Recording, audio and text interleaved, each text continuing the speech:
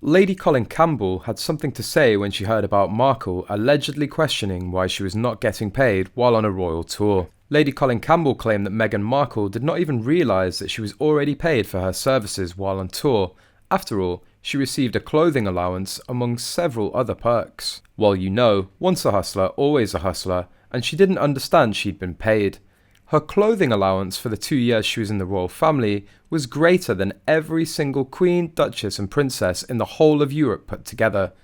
So that is just one aspect of it, she said. Campbell also said that it's unlikely for Valentine Lowe, the author of Extracts from the Courtiers, The Hidden Power Behind the Crown, to have to write a book about the royal family without consulting the palace first. I think good for Prince William, because my understanding is he's been the one who's backed up the disadvantaged staff from the word go, and he's stood up for them, she said. After the Queen died, Campbell accused Meghan of posing during the Queen's funeral procession. I think the one thing that let everybody down was every member of the royal family bar one looked grief-stricken, and there was one who was posing. I am referring to the megalomaniac, Meghan, who was obviously posing. Quite frankly, I would have loved to have been a fly in the car with Sophie Wessex and her, because Sophie's face was set in stone, and Meghan was like a mannequin. I mean, she was completely wrapped up in herself and caught up in her own world and posing. I mean, it was actually embarrassing. It was so dreadful, putting aside the fact that they have to clutch each other like teenagers or dogs on heat, she said. In Lowe's book, he claimed that Markle did not seemingly understand the point of royal walkabouts. Behind the scenes, it was a different story. Although she enjoyed the attention, Meghan failed to understand the point of all those walkabouts,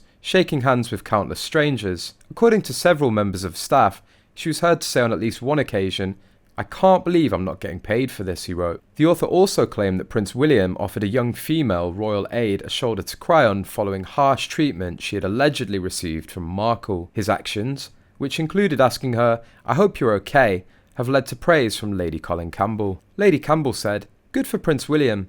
My understanding is he's been the one who was backing up the disadvantaged, bullied staff from the word go." In fact, the Tome reports that her aides, who named themselves the Sussex Survivors Club after Meghan and Harry quit their roles, called the Duchess a narcissistic sociopath.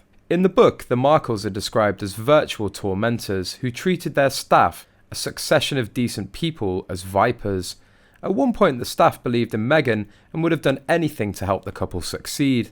But the aides eventually saw a portrait of a former cable actress whose concern was whether she was going to be able to make money for herself. It's called coming from lack. A source told the author she wanted to be rejected because she was obsessed with that narrative from day one. Another source said simply, "We were played." In addition, the book claims that staff were of the mind that Meg's wanted to show how the institution failed her, and even felt there was a cynical motive behind the decision to complain to HR bosses, who listened sympathetically but offered no help. This was inevitable. HR is there to deal with employee issues, not members of the royal family. Meghan would presumably have known that, so what was she doing there? Laying a trail of evidence would be the cynical answer.